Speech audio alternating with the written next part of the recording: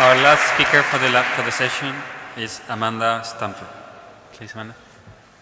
Okay, thank you to the Foundation and the International Association of Wildland Fire for the opportunity to talk about my program. I guess I need to load it.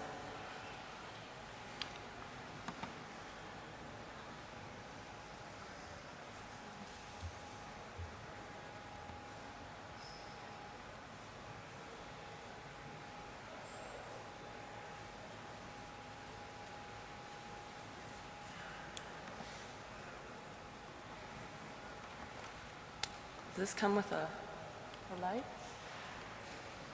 Okay, great. So we'll get started, hopefully.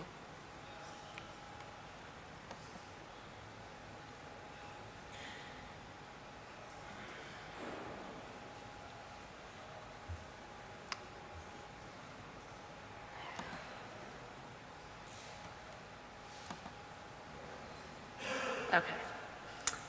So, we'll begin with what the future looks like in Oregon. And this is building off of a lot of our existing successes. So, I'm going to brag a little bit about our programs, just to be forewarned. Increasing prescribed fire capacity and working with what we have in Oregon comes down to 4 elements that I'm going to talk about today. There's a lot of other things going on in our state, but today I'm going to talk about partnerships and collaboration, prescribed fire training exchanges. You may have heard of those. They're also known as TREX, and you'll hear more about that after my presentation when Jeremy Bailey talks about how we're increasing our ability to apply prescribed fire to landscapes across the United States and beyond. I'll also talk a little bit about regulatory engagement, and then I also changed the name of my talk to beneficial wildfire as opposed to managed fire, because really all fires are managed in one way or another, but as to whether they're managed for their benefits or not is a very different situation. And I'll get into that as I conclude my talk. The Oregon Prescribed Fire Council started its formation in 2012 as the result of a presentation by Morgan Varner and Lenya Quinn Davidson. They wrote a paper on impediments to prescribed burning, and they started the Northern California Prescribed Fire Council, which was the inspiration for the Oregon Prescribed Fire Council's development. After seeing that presentation, the council started with a group of people in 2013 who began to meet informally, and this included academics, folks that worked for federal land management agencies, and other interested non-governmental parties, primarily the Nature Conservancy, to look at how we could create a venue for practitioners, different agencies, academic institutions, tribes, NGOs, and other folks that are just simply interested in the application of prescribed fire, to look at how we can collectively and collaboratively work together to promote and protect, conserve and restore this use of fire as a land and natural resource management tool in Oregon. The map you see here was developed by the Coalition of Prescribed Fire Councils. So where you see the red arrow pointing is the state of Oregon, my home state. And we established our council formally 2 years ago with the development of our bylaws, and so that's the formal element of the development of our council. Prescribed Fire Councils actually began in 1975 in South Florida, and this was in response to a need to uphold the right to burn. This was primarily for private landowners who wanted to maintain their landscapes, needed to maintain their landscapes in the southeast United States, where many places need to burn literally every 2 or 3 years in order to be healthy. And so the tension between the right to burn and the need to control fire as a hazard was met with the formation of these prescribed fire councils. When the development of the coalition was established, the number of councils increased dramatically, and you saw from the map that I just showed you that there's almost every state in the United States has one now. I would say about 3/4 of the states in the US have prescribed fire councils. So in 2015, the Coalition of Prescribed Fire Councils prepared a national report looking at prescribed fire use. And they're really looking at what what are barriers, what states are increasing their use, which ones are flatlined, which ones are decreasing. And as you can see, Oregon is really looking pretty good in that area. So we're poised to continue to develop, lead into the future, and increase the amount of fire that we're putting on the ground. But the question is, what do we have control over and what do we not have control over? Well, clearly, weather is always that factor that we can't do a whole lot about, unfortunately. But what we can control and what we can try to improve is our ability through capacity development, looking at the regulatory engagement that I was talking about, so smoke management being an example and how the laws apply to smoke management, how liability and risk are handled, the legal and permitting requirements, how you get resources, public perception, and that's an education component which the council is engaged in. And then you see in the bottom right-hand corner, Oregon is above and beyond the leader in the Pacific Northwest in terms of how many acres are being burned. And this is recorded on state and federal lands, so Washington, Oregon, Idaho, and California. And there's a lot of reasons for why Oregon is able to do that. I'm not going to go into too much detail. Hopefully this talk will explain that a little more.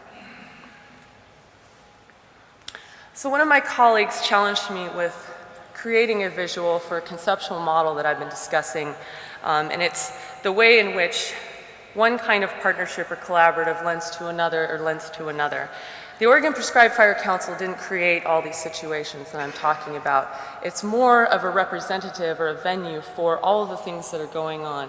Grassroots improvement of these conditions really comes from the bottom up. So it comes from partnerships and collaboratives, and those don't form because a council at a statewide level feeds down and says you need to do these things. It comes from the bottom up, and the council's really there to try to support that and then leverage it above and beyond. So what does that above and beyond look like? Well, in this case, the Pacific Northwest Cooperative Burning that we've been doing across our state lines in Oregon and Washington is an example, and our councils are working together as well as different nonprofits, including the Nature Conservancy and the Center for Natural Lands Management. And so we continue to share our resources and share our knowledge and improve one another's ability to apply more prescribed fire across the landscape, improve our training and exposure.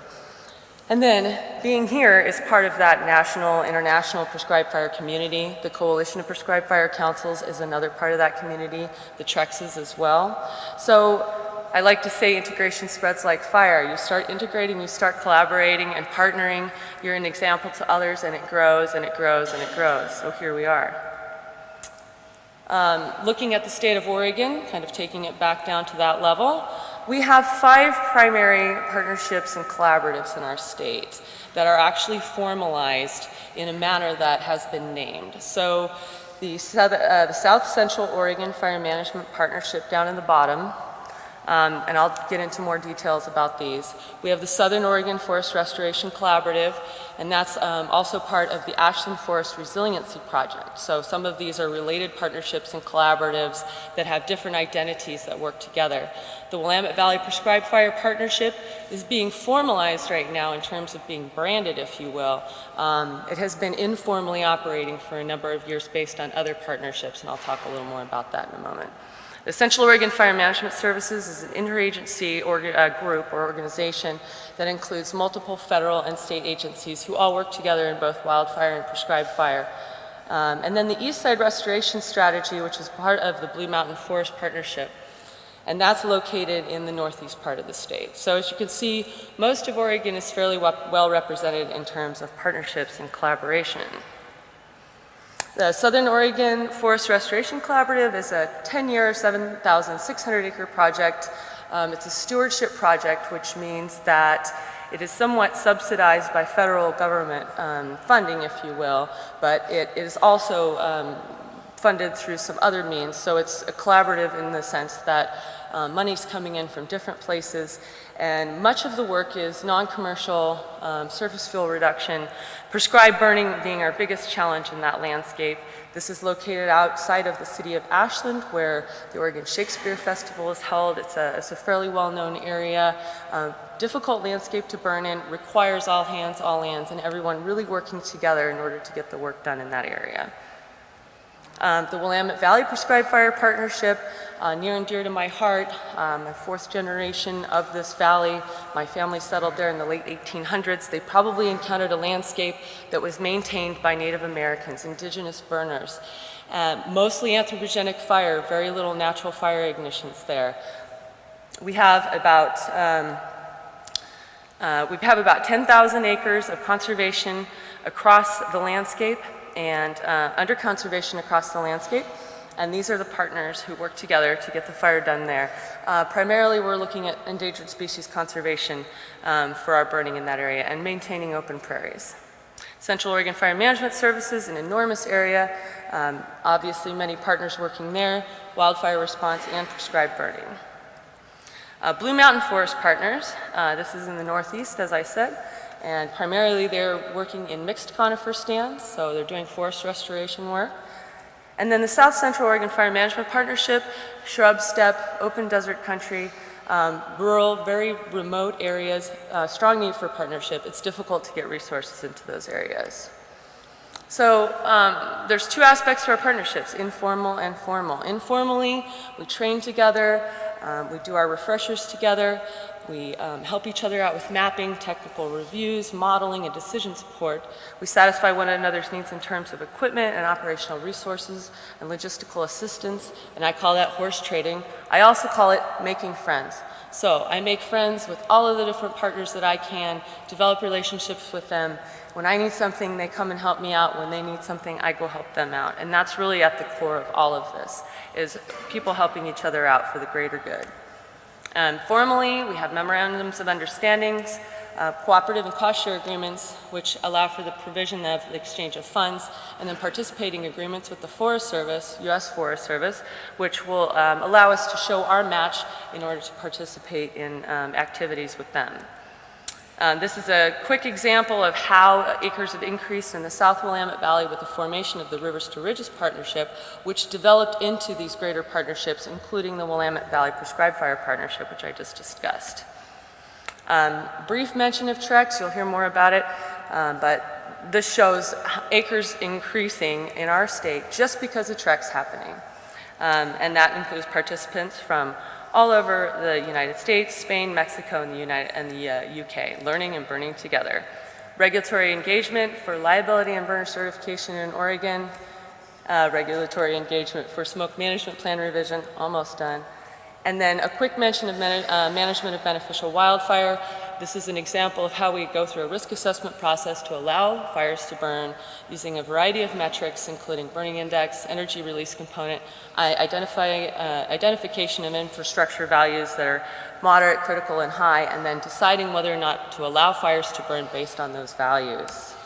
So here's what you get, before and after.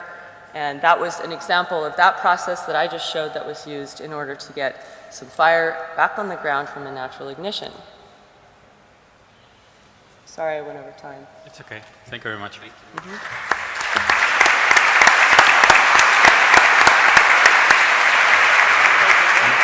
Amanda. Wait. Amanda. Just, we have 1 minute. Do you have any quick question? Great. I figured I went over too much for questions. No, we are just on time. Una pregunta rápida. Anyone? Okay. Well, thank you, Amanda. Shall we move?